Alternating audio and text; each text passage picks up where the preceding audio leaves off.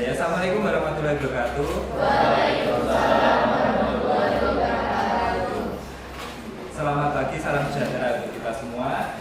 Bagaimana kabarnya hari ini? Alhamdulillah. Hari ini apakah ada yang tidak masuk?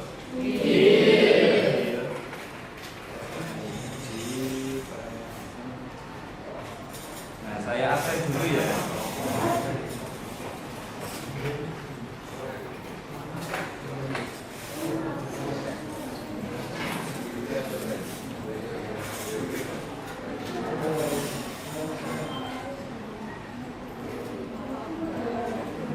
Akbar Pembarok, Alia Nurdayati, Alia Dinka,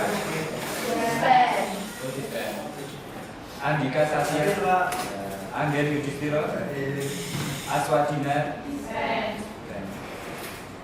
Aura Cahya, Dispen, Aurira Meshela, Denny Norahman, Deswita, Fajar Ardiansa, Gracia Sita, Reshana, Andika Prayitna, Istiqomah Nurul, Sheila Julia, Karisma Nurlaili, Inggar Imro'atu, Fani Gunajasi, Muhammad Fauzi, Muhammad Alfarezi, Muhammad Dwika, Nadia Akmaminata, Nadine Oktaviani, Naswa Alfariana, Nafisa, Nova Nur Aziza, Muhammad Nur Ansori,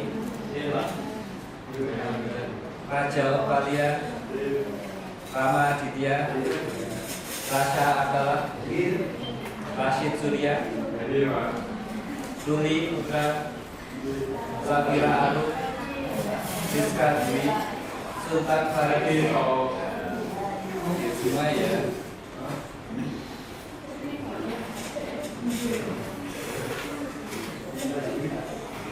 Nah, ini untuk tugas-tugas yang kemarin.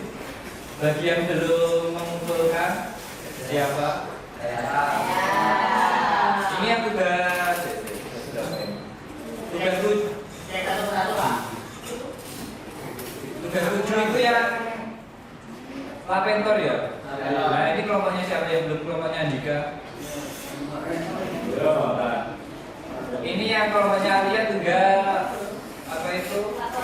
Ya, laporannya. Kelompoknya Fajar juga laporannya. Yang belum Lapentor dan laporannya ada Dwika, Muhammad Ansori, kemudian Ruli. Ya, satu kelompok saja ya. Nah, silakan yang belum segera dikirim tugasnya. Kemudian yang tugas 9. Ya, yang kemarin kayaknya sudah diedit atau kemarin atau belum ada yang mengumpulkan?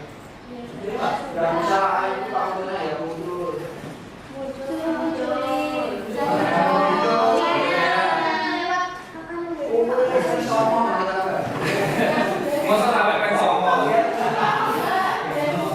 Nah, ini ya kemarin belum muncul.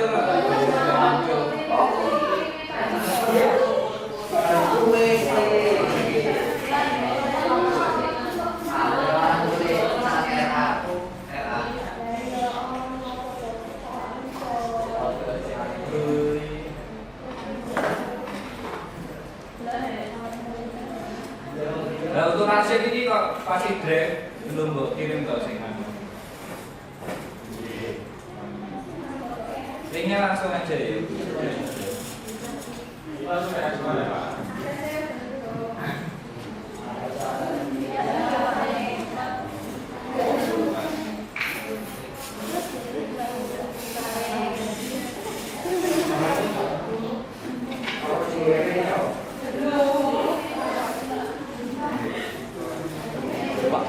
Pak ya.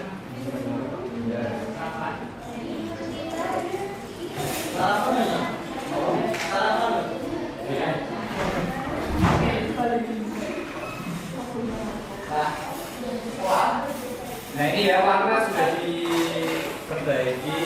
Nah, 5 tahun pengalaman loh. Proyeknya 10++. bisnis bakery-nya dedikasinya 100%.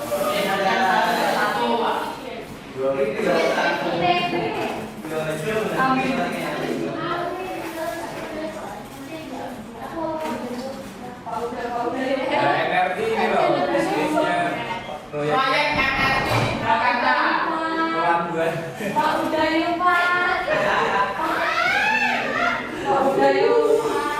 Nah ini bagi yang mau follow silahkan di follow. Ya untuk yang karena bab 1 kita sudah habis, kita di sini beralih ke bab 2. Nah sebelum beralih ke bab 2, di bab 1 kemarin mungkin bab mana yang paling sulit atau bab mana yang paling mudah atau yang kamu senang dengan bab kemarin, bab apa saja? Itu yang paling mudah atau yang paling sulit malah? Mudah ya. HP-nya berarti HP-nya. HP yang bagus berarti mudah. Enggak. Tergantung skill ya. Jadi harus dipaskan apa itu lingkaran-lingkarannya kemarin. Nah untuk tugas yang lain kemarin seperti AI kemarin sangat membantu nggak? Sangat membantu ya dari tugas-tugas kemarin. Jadi AI itu kita tidak bisa meninggalkan teknologi. Jadi kita harus bisa mengikuti teknologi yang ada. Seperti AI, kita tidak harus meninggalkannya, tetapi juga harus bisa menguasai untuk mempermudah kegiatan kita. Tetapi kita juga harus bisa tetap berinovasi menggunakan AI tersebut. Seperti contohnya membuat website dengan Canva seperti ini tadi. Kemudian buat apa lagi yang pakai AI kemarin? Poster. Nah, poster juga bisa, gambar juga bisa. Kemudian membuatkan list tugas, foto. Sekarang edit video juga AI, semuanya serba AI. Nah, ini. Merah terus. Merah apa? Ini merah mau orange loh. Merah berani. Api. Nah, udah bagus. Kahadiane kok padha kaya ora? Oh, enggak deh. Kampanye iki lho, Bang.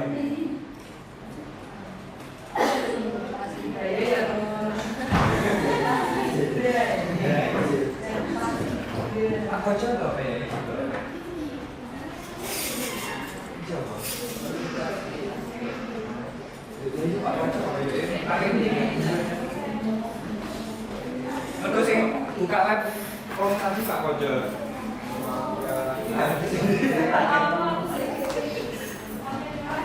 Ya, ada ya di pertemuan bab 1 mungkin ada evaluasi apa yang perlu diperbaiki dari kegiatan bab 1 kemarin. Mungkin jamnya kurang, tugasnya terlalu setiap hari ada tugas. Internetnya Pak. Oh iya, zero internetnya diputus. Masih perbaikan ya, jadi perbaikannya masih nanti bongkar kabel. Internetnya kemarin sudah bisa, tetapi masih pakai router yang lama, jadi agak repot. Sekarang sudah bisa tapi, bukan sudah bisa, tapi ini bisa. Ya nanti diperbaiki lagi. Bisa pasnya Pak. Nggak bisa cepat ini. Nah, kita lanjut ke bab berikutnya yaitu tentang bab 2 mikrocontroller dan komputer mini.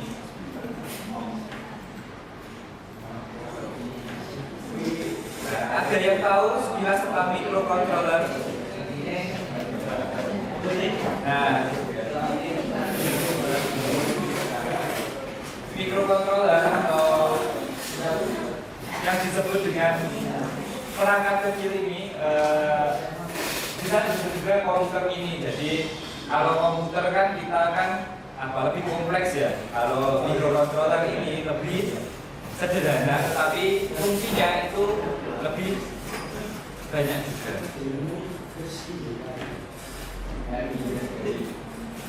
Nah, sekilas tentang mikrocontroller sebelum kita dulu tentang pengertiannya. Pernahkah kalian memperhatikan lampu merah atau pekerjaan lainnya yang menggunakan sistem otomatisasi? Nah, di sini contohnya adalah lampu merah itu sendiri. Konsepnya lampu merah itu gimana? Ada yang tahu? Kan maksudnya kan nyala ya, 3 lampu nyala, merah, kuning, dan hijau. Itu di perempatan biasanya ada 4 titik lampu merah. Berarti ada berapa lampu merah? Berarti ada 4 lampu merah, 4 lampu hijau, dan 4 lampu kuning. Nah, konsepnya bagaimana ada lalu lintas itu bisa berjalan dengan baik. Pastinya diatur ya. Kalau yang sebelah timur lampu merahnya, lampu hijaunya nyala, berarti kan lampu yang lain itu warna merah. Ya, jadi enggak jadi bagaimana caranya agar tidak saling bertabrakan ya nanti apa itu antara pengendara satu dengan lainnya. Nah di situ konsepnya nanti kita menggunakan sistem otomatisasi. Gak mungkin di sana ada menjaganya, pencet lampu merah, pencet lampu kuning, terus setiap hari gitu kan gak mungkin ya. Nah cara memprogramnya itu bagaimana?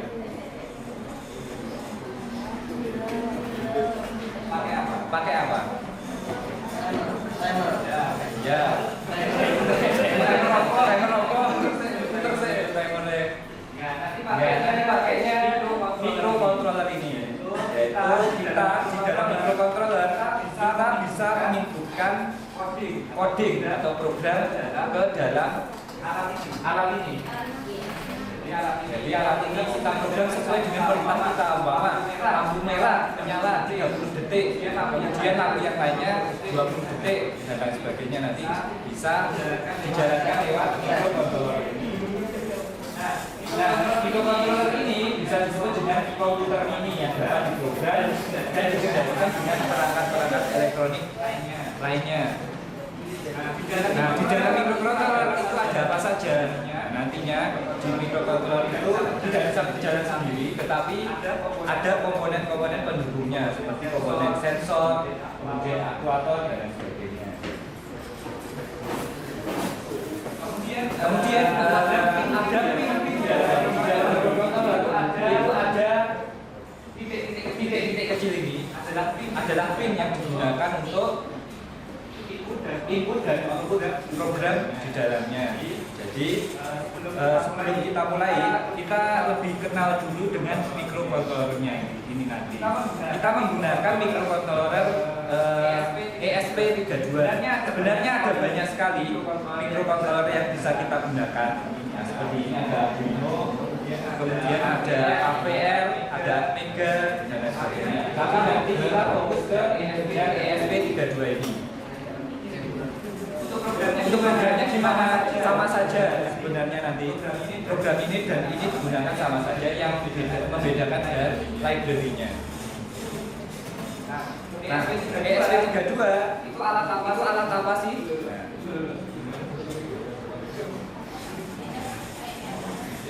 Ya, jadi nanti sebelum kita memulai program asli pakai ini, nah kita nanti programnya pakai simulasi dulu. Apakah yang kalian rangkai itu benar apa enggak? Nanti kalau sudah dikonfirmasi benar, nanti baru bisa diterapkan di sini. Jangan langsung dari sini kamu tancap-tancapin ternyata konslet. Kenapa? Karena nanti microcontroller ini konsepnya kita berhubungan dengan arus listrik juga. Ada arus positif, ada arus negatif, ada voltase, ada ampere. Jadi kalau salah sedikit saja nanti bisa konslet. Kenapa pakai ESP32 bukan yang lain? Kalau yang tadi kan bisa pakai yang lainnya. Kalau yang ini sudah include dengan Wi-Fi. Jadi bisa di program jarak jauh juga. Kalau ingin program ini menyalakan lampu dari jarak jauh dari rumahmu di SMA ini, lampunya dimatikan. Pakai yang penting terhubung dengan internet. Untuk spesifikasinya seperti ini. Prosesornya prosesornya pakai 32 bit. Dia kecepatannya ini 240 MHz. Kemudian RAM-nya cuma 500 KB. Tidak ada 1 MB ya. Kemudian penyimpanannya 4 MB aja. Jadi nanti untuk modif jangan panjang-panjang. Jadi di apa ya? Mengkodenya di ringkas tetapi mengenal. Jangan dipanjangkan tetapi umpama ada perulangan jangan dikopi tetapi dilakukan perulangan. Nah, untuk cara kerjanya, jadi nanti di sini ada pin ini menerima input, kemudian input itu akan diproses dan akan dibaca oleh program ini. Jadi nanti berupa variabel. Biasanya variabelnya gimana? Biasanya angka berupa angka 0 dan 1 untuk sinyal digital dan 0 sampai 129 untuk sinyal analog. Kemudian lalu di outputnya itu gimana? Nanti outputnya nanti bisa menyalakan lampu bisa, outputnya menyalakan dinamo bisa, atau menyalakan mungkin alarm bisa. Tergantung kamu outputnya nanti apa. Untuk ini bisa ini proyeknya ini bisa sambung lampu jarak jauh, kemudian industri pakai sistem otomatisasi. Kemudian juga kegiatan memonitor kegiatan pasien secara real time. Bahwa kamu punya ini memantau pasien dengan sensor, sensor detak jantung, kalau sensor oksigen di dalam darah itu bisa. Kalau yang lainnya untuk membuat atau untuk mengetahui kelembapan udara pada suatu ruangan atau suatu kawasan. Gimana pakai apa? Pakai sensor kelembapan. Sensor ada banyak sekali yang bisa kalian modifikasi ya. Jadi proyeknya ini pakai sensor ini, proyek ini pakai sensor ini. Ada sensor ultrasonic yang kegunaannya untuk mengukur jarak. Jadi mengukur jarak pakai sensor ultrasonic. Ada yang tahu ultrasonic itu apa? Ya, ultrasonic, gelombang suara ya, seperti ultrasonic. Nanti bisa jadi ultrasonic itu konsepnya gelombang dipantulkan ya, jadi membaca pantulan gelombang. Kemudian ada sensor gerak, kemudian ada sensornya dia, kemudian sensor vibrasi utara, jadi kalau ada gempa itu bisa. Kemudian sensor api, kalau ada api bisa. Sensor temperatur, kalau temperatur panas. Kemudian ada kelembapan juga, magnetron, tetesan hujan. Kemudian soil ini untuk kelembapan dan masih banyak lagi sensor selain ini. Nah ini bisa kalian browsing pengen kamu proyek apa bisa disesuaikan sendiri. Nah mungkin ada yang ditanyakan secara tentang mikrokontroller. Agak sulit ya mikrokontroller. Nah kalau tidak belum ada yang tanyakan, silakan untuk simulasi kita bisa menggunakan bahan ini. Ya, hobi seperti kemarin. Atau bisa pakai Tinkercad.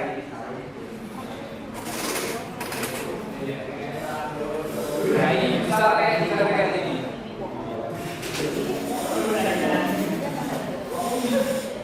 Nah sekarang kalau pakai akun Wikipedia, kemudian yang EXP karena apa yang kita gunakan nanti adalah EXP32. Kemudian ini yang software yang start template yang EXP32 yang bawah.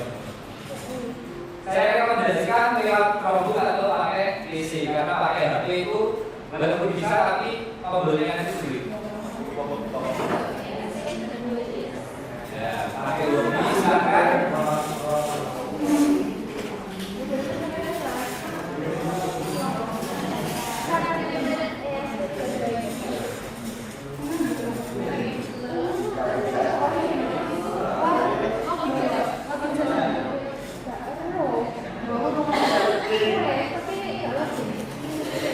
Kalau ini bisa tapi nanti ya tidak ada sih pada nanti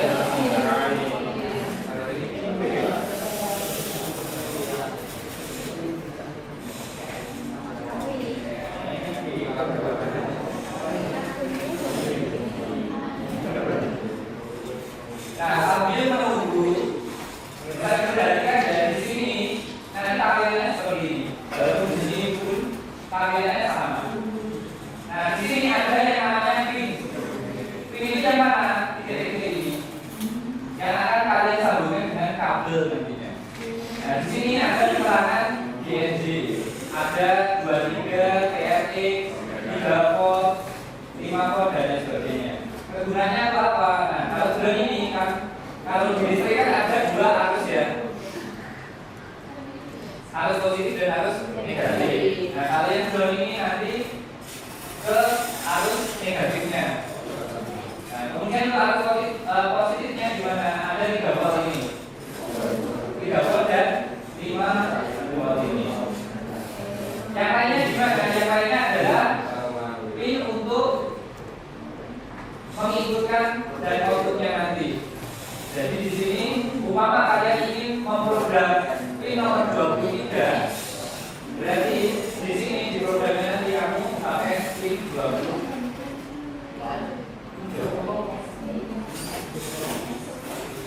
Langsung saja dicoba untuk menambahkan proyeknya itu ada di sini. Umpama kita pertama menggunakan LED dulu ya. Kita coba LED. Terus kita sambungkan dengan kabel. Nyambungannya gimana? Tinggal diklik ini. Kemudian ditarik. Itu bisa diklik ada rapi ya. Mau ke sini dulu bisa ada rapi. Kemudian ditaruh ke tutup negatifnya untuk yang ini. Yang negatif dan positif sudah tahu untuk LED. Nah, yang lurus ini ya, kalau yang bengkong ini nanti yang positifnya. Kemudian kita coba dulu sebelum menggunakan kode, kita pakai yang 3 volt ini. Yang belum. Yang milik HP-mu tadi foto website. Nah, nanti tinggal jalankan. Nah, nanti simulasinya seperti ini. Nah, untuk yang asli ini masih kurang. Kurangnya apa? Kurangnya adalah resistor. Nah, resistor. Gunanya resistor itu apa?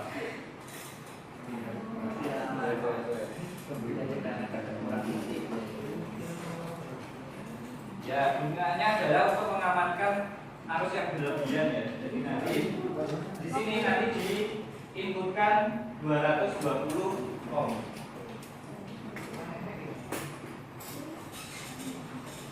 Terus dijalankan kabelnya.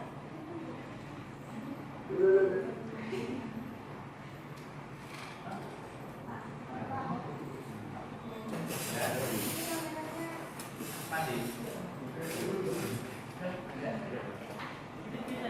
Bisa mati kalau mau. Nah ini ya. Nah sebelum kita coding silakan membuat ini dulu.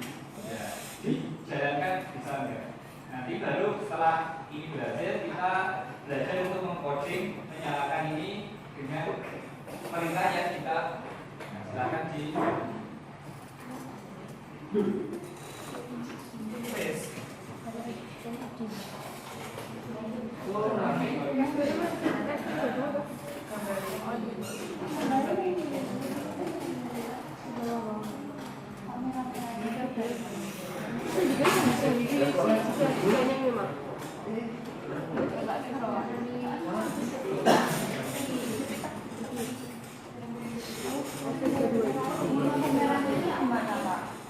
Apa?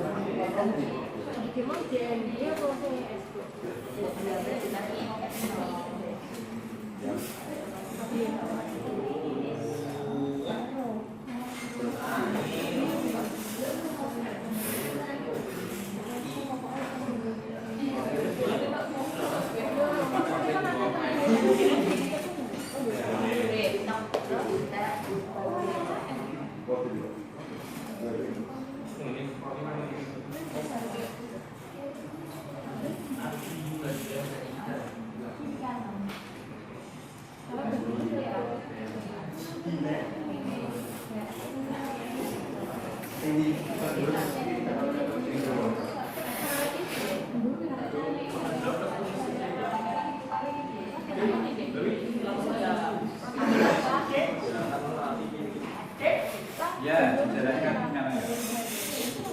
Ya, registernya mana?